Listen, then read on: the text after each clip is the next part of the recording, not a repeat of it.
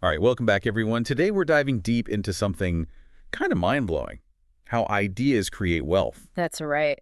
We're going to unpack how those sparks of inspiration actually turn into, well, tangible prosperity. How do those light bulb moments lead to actual cash? Exactly.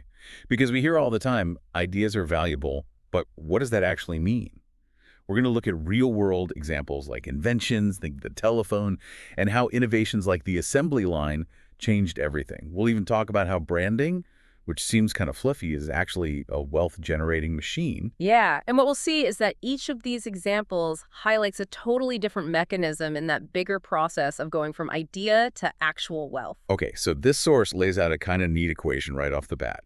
Human technology equals, get this, ideas plus natural resources. It sounds pretty simple at first. It does. But when you really think about it, It's the foundation of human progress, right? We take what nature gives us and through ingenuity transform it. and they give this perfect example, rocks becoming steel. Like early humans, they were stuck chipping away at rocks to make tools, but today we're building skyscrapers and spaceships. Yeah, and all because we took that basic resource and over time applied layers of ideas, layers of ingenuity to transform it. It's not just about better tools, right? Yeah. That transformation from rock to steel impacts everything. Mm. Infrastructure, transportation, whole industries rely on it. Think about it. A modern vehicle, what is it? It's refined rock, Bro, shaped by human ideas. it's what enables global trade. It connects us. That's wealth creation in action. So speaking of huge shifts, let's talk inventions, those aha moments, the ones that seem to come out of nowhere and change everything. Inventions often kickstart entire industries, right? They lead to huge economic growth, and it all ripples outward. Like the telephone. The classic example. Alexander Graham Bell's idea to transmit voices over distances. I mean, that was revolutionary. Oh, yeah. I bet even he couldn't have predicted how massive that industry would become. Right.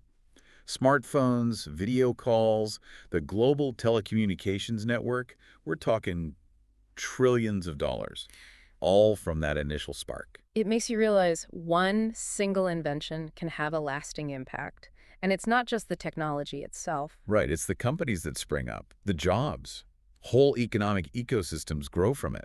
Think about the big players in telecom. AT&T, Verizon, they wouldn't exist without the telephone. It's fascinating, isn't it, how one invention creates this chain reaction. It's like a cascade of new innovations. Right. And another perfect example, Thomas Edison and the light bulb. People always go to that one. But it's not just about lighting up the night. It launched the electrical industry. At all those companies, like General Electric. Wow. What's remarkable about Edison is that he wasn't just an inventor, he was a businessman. Yeah, he knew an invention needed to be more than just a cool idea. He knew it had to be practical, marketable, scalable. You got to figure out how to bring it to the masses and turn it into a business. Exactly. That's the next stage in our dive.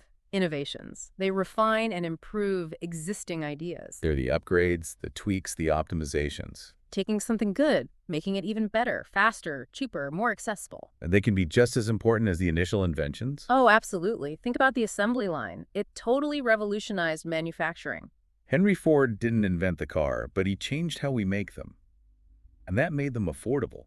It led to a boom in the auto industry, and of course, in Ford's profits. What's amazing is that the assembly line idea spread beyond cars. The principle is everywhere. Break a complex process down into smaller, efficient steps. From electronics to food production, the power of a good idea to change whole sectors. And that widespread adoption is key to how innovations create wealth. Greater efficiency, lower costs, increased access. It benefits everyone, businesses and consumers. And here's another example, the personal computer.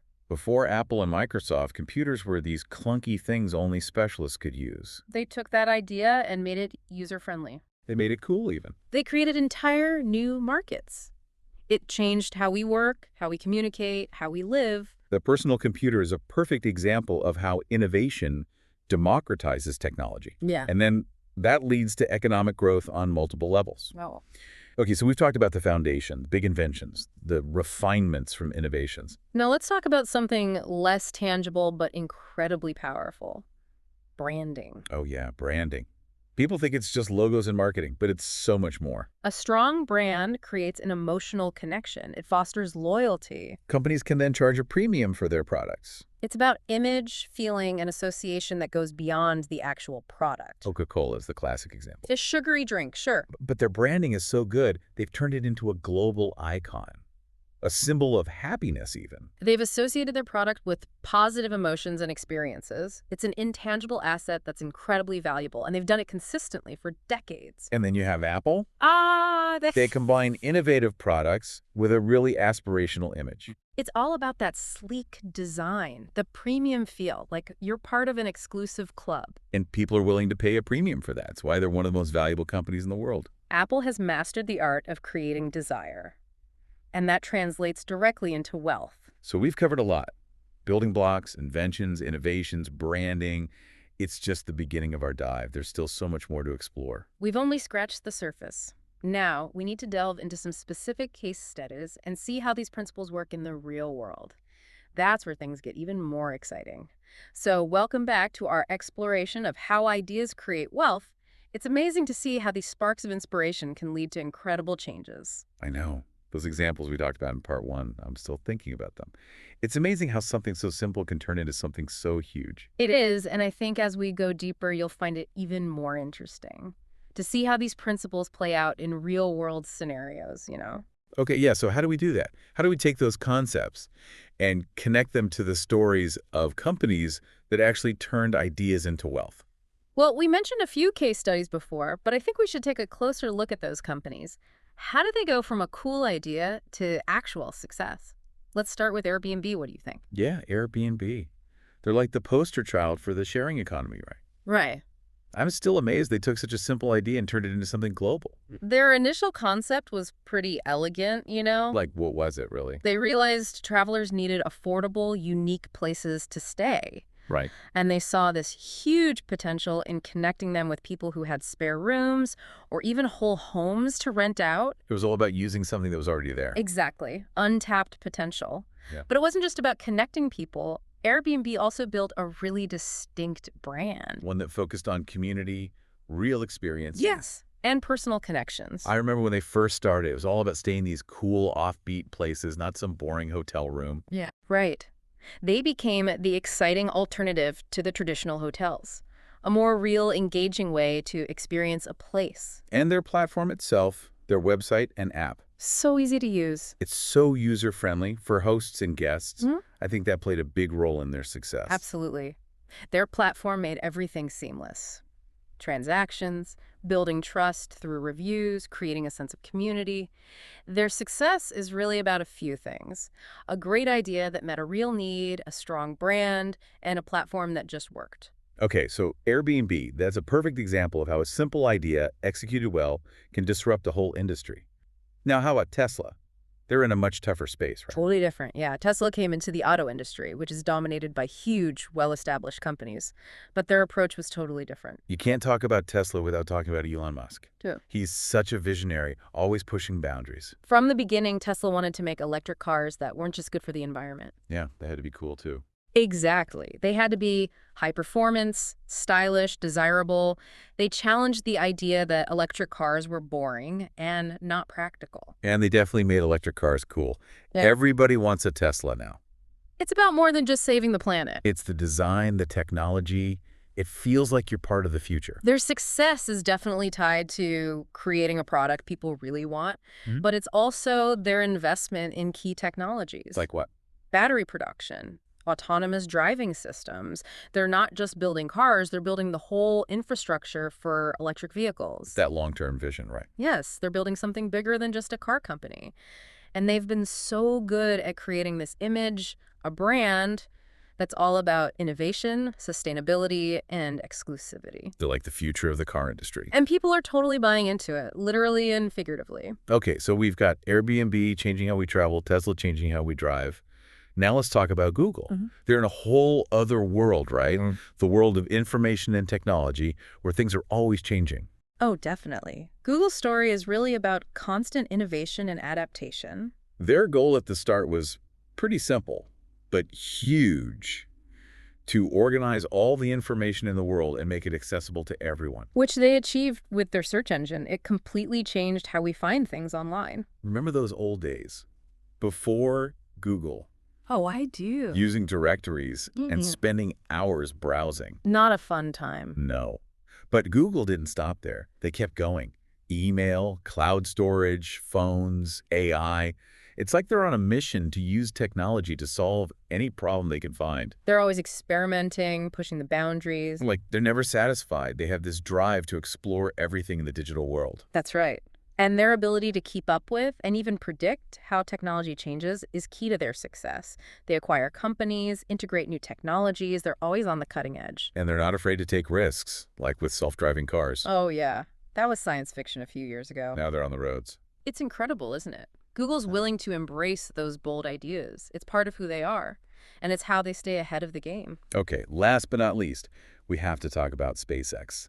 This is where things get really futuristic. Reusable rockets, space tourism, colonizing Mars. It's like something out of a movie. SpaceX is all about pushing limits and challenging what's possible. Their founder, Elon Musk, wants to make humanity a multiplanetary species. A goal that seemed impossible, right? But he's actually doing it. They've launched satellites, sent astronauts to the space station, and they're even talking about a city on Mars.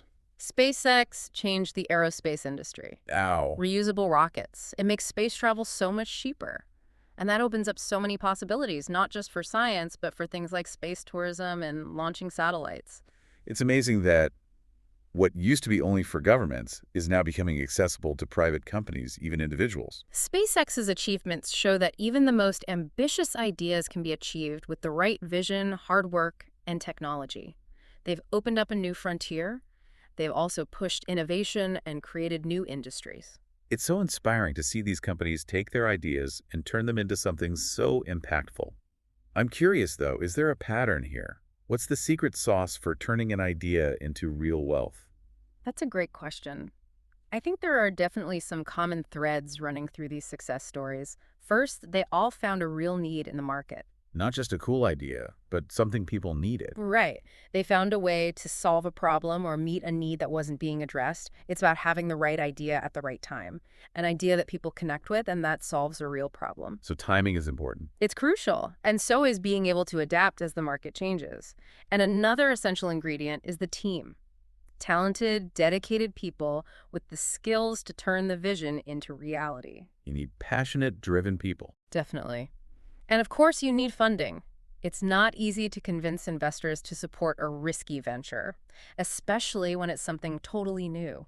Getting funding can be tough. Absolutely. It's often the biggest hurdle for startups, but even with funding, success isn't guaranteed. What else you need? Perseverance, resilience, a willingness to learn from your mistakes. The path from idea to wealth is never a straight line. There will be setbacks, challenges, moments where you doubt yourself. And let's not forget about marketing and branding, right? Oh, absolutely. You can have the best product in the world, but if nobody knows about it, it's not going to go anywhere. So marketing and branding help you get the word out. Exactly. They create excitement, build a loyal customer base. In today's world, standing out from the crowd is more important than ever. You have to be able to communicate the value of your idea. So it seems like turning an idea into wealth is a complex process, right? It is, definitely. A lot of factors involved. But is this something only special people can do? Visionary entrepreneurs and tech geniuses? Or can anyone with a good idea potentially succeed? Yeah, that's what I've been wondering this whole time. We see how these big companies did it, but what about everyone else? It's a good question, and the source actually gives us some clues. They talk about the role of institutions that encourage creativity and innovation. You mentioned Stanford, right? Yeah, Makes sense. It's like a factory for groundbreaking companies. Yeah. But most people don't go to Stanford. true. But the principles behind Stanford's success can apply anywhere. It's about creating environments that encourage curiosity, collaboration, and taking risks. So it's not just about being a genius, but being in the right place with the right people where those ideas can spark and grow. Exactly. Imagine a space where you can brainstorm with like-minded people, bounce ideas off each other, get feedback, and have the resources to turn those ideas into reality. That sounds awesome. Like a think tank, but for everyone. A place where anyone with a good idea can go and explore it. And those kinds of spaces are popping up everywhere. Co-working spaces, maker labs, online communities, even just informal meetups. There are so many opportunities to collaborate and share ideas. So even if we don't have a Stanford nearby, we can still find those places where creativity and innovation happen. Absolutely. And we can't forget about mentors. Having someone who's been there, done that, can make a huge difference. Someone to guide you, share their experience, give you insights. Mentors are like those wise characters in video games, Yeah. the ones who give you tips and tricks to help you level up and beat the game. I like that. Mentors can help you avoid mistakes, keep you focused, and encourage you when things get tough. Okay, so we've got the environments, the mentors. But where do the ideas come from? Do we just wait for that aha moment? Well, those moments of inspiration are great, but the source suggests a more proactive approach. Remember how they talked about identifying problems and opportunities? Right, like Airbnb seeing the need for better travel options or Tesla tackling sustainable transportation. Exactly. Often, the best ideas come from really looking at the world around us, seeing the problems that need solving, the needs that aren't being met. So it's not about waiting for inspiration, but actively looking for ways to make a difference, filling those gaps. Precisely. Start with the problems you see in your own life. Things that frustrate you, things you wish were different. Those frustrations can be the seeds of innovation. That's a great way to think about it. Instead of waiting for a light bulb moment, we can actively look for places to apply our creativity and problem-solving skills. And don't limit yourself to what you already know. Sometimes the most innovative solutions come from combining ideas from different areas, connecting things that don't seem related. Like mixing and matching ideas. Exactly. So, challenge yourself to think beyond what you should be doing. The best ideas often come from people who aren't afraid to break the rules and think differently. Okay, I'm ready to start brainstorming. But realistically, not every idea is going to be a huge success, right? Yeah. How do we know which ideas are worth pursuing? That's the tough part. There's no magic formula. But the source does mention a couple of important things to consider: feasibility and market demand. So before we get too excited, Yeah. we need to ask ourselves, can we actually make this happen? Yes. And will anyone actually want it? Is there a market for it? Those are good questions. They are crucial questions. Do your research, talk to potential customers, test your assumptions. It's better to figure out early on if your idea has potential before investing too much time and energy into something that might not work. Like that saying, measure twice, cut once. Makes sense for ideas too. Be strategic and do your homework. And even if your idea doesn't become the next Airbnb or Tesla, the process of coming up with ideas is valuable in itself. How so? It makes you think differently, you get better at solving problems, you see the world in new ways. It opens up your mind to new possibilities. So even if we don't hit the jackpot every time, we're still learning and growing, becoming more creative and entrepreneurial. Exactly. And you never know, that idea that didn't work out might lead to an even better idea later on. Sometimes failure is just a step on the path to success. That's a good way to look at it. Yeah, It's easy to get discouraged when things don't go as planned, but those setbacks can be valuable lessons. absolutely. Resilience is key. And remember, creating wealth isn't always about money. It can be about creating value for others, making a positive impact, or pursuing something you're passionate about. It's not just about making money. It's about using our creativity to make the world a better place. Exactly. So as we wrap up this deep dive, remember this. Nurture your creativity, embrace those aha moments, don't be afraid to challenge the norm, and most importantly, take action. Turn your ideas into something real, something that can make a difference. This has been an amazing journey. We've seen how ideas can change not just our own lives, but entire industries and societies, and how those little sparks of inspiration can lead to so much innovation and wealth creation. And remember, the world is full of problems waiting to be solved, needs to be met, opportunities to be seized. The next groundbreaking idea might be right there in your head. That's so inspiring. Thank you for guiding us through this deep dive, for sharing your insights. And to our listeners, keep those ideas flowing, keep exploring, keep creating. You never know what amazing things you'll achieve. Until next time, keep diving deep.